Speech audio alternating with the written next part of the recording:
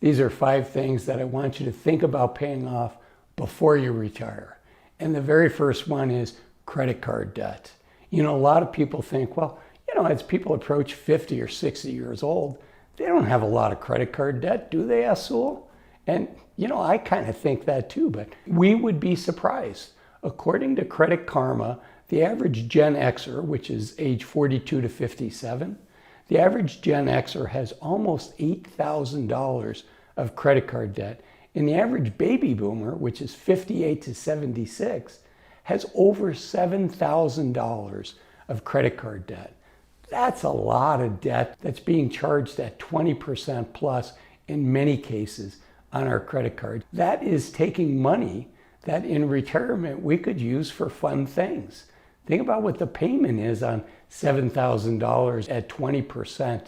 That's insane, right? So we need to do whatever we need to do, I think, as we start approaching retirement to pay off that debt. And the second one is also debt related, but it's what I call constructive debt. And constructive debt meaning it was used to do something constructive. It had a lasting impact on your life. This debt is what's the longest lasting debt out there. Any guesses? It's student loans. And there really is a student loan crisis here in the United States. Again, people would think, well, by the time you're 50 or 60, you have your student loans paid off.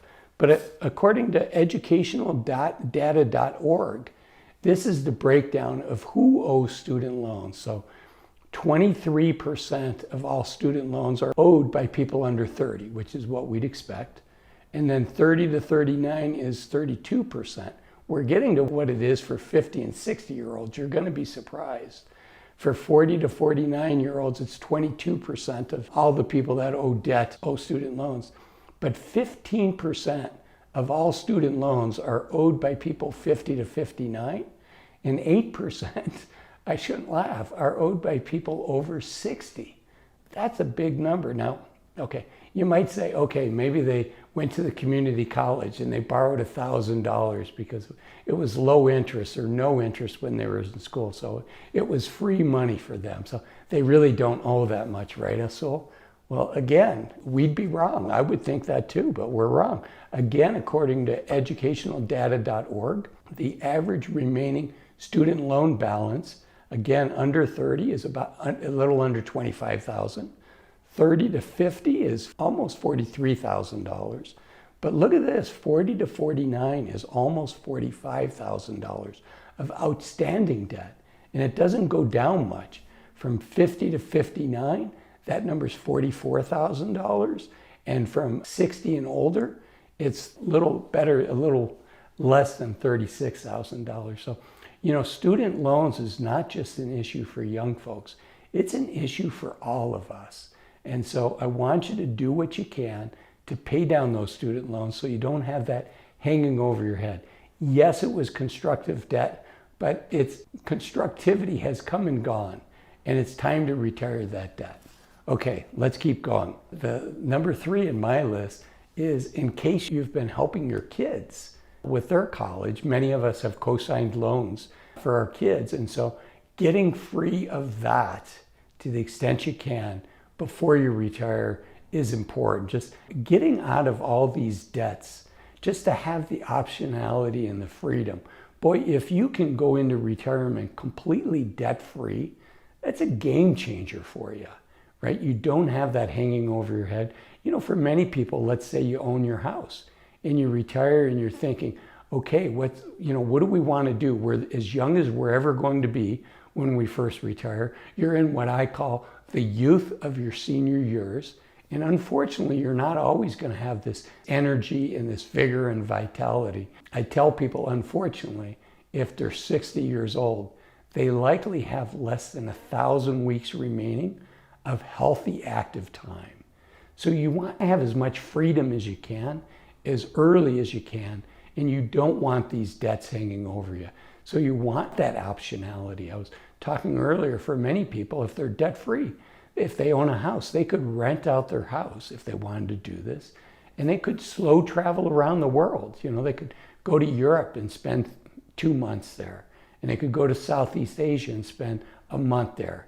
They could go to India, spend a couple weeks or a month there.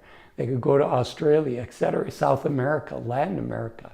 And for many people, the rental on their house would pay a substantial piece of that, if not all of it, but only if they don't have all these debts over their head. Okay, let's keep going. The next one, number 4, is your car loans. And again, people think, well, folks don't have car loans as they're getting older, but you'd be surprised. That's not the case again. And the average car loan in the United States, according to Experian, which is a credit reporting service, according to Experian, the average car loan is $24,000. Any guesses on what the average car payment is? It's almost $750 a month. That's a lot of money. And what is almost 20% of new car loans now are over $1,000 a month. I've said it before and I'll say it again. Buying a used car and holding on to your existing car for a few more years is one of the least sacrificial ways that people can save more money. And I'm not telling you what to do with your money.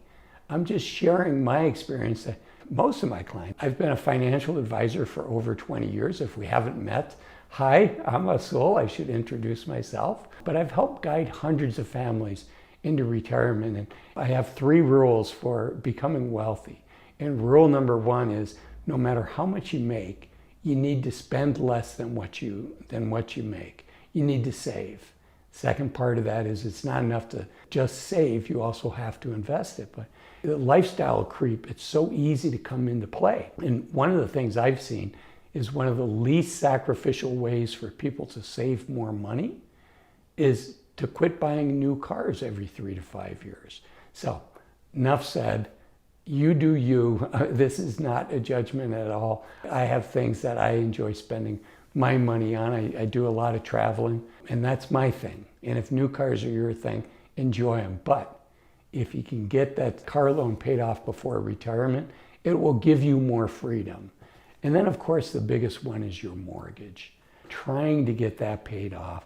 I have a 2x2 matrix that I use.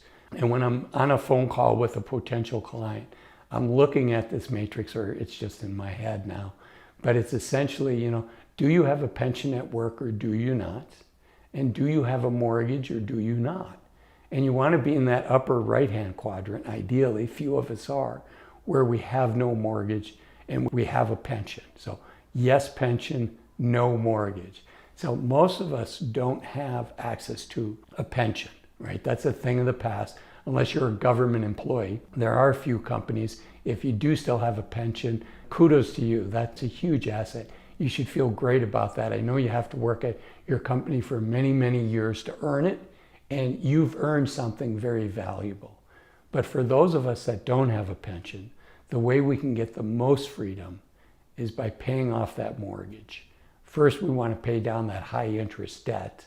But once we get that done, whether it's a car loan or your credit cards, but once we get that job done, job number 1 is pay off that mortgage so we can have the freedom. So when we pull the trigger and say, okay, I'm ready to retire, when that happens, we don't have a lot of debt hanging over our heads. We have the freedom to pursue our biggest dreams. And I think it's important to leap into your retirement, because you're never going to be younger and you're never going to be healthier. So I want you to think ahead of time of what you want to do and get it planned out and be ready to hit the ground running and do those things. If it involves travel, boy, just having the freedom of not having that mortgage, regardless of what your plans are.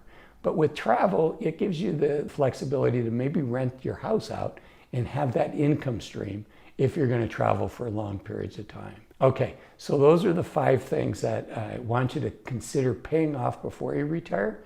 And I also want you to consider this video up here where I talk about 3 signs that you're likely doing a lot better than what you think. You're likely richer than you think. So thanks for watching this video, and I'll see you in that one.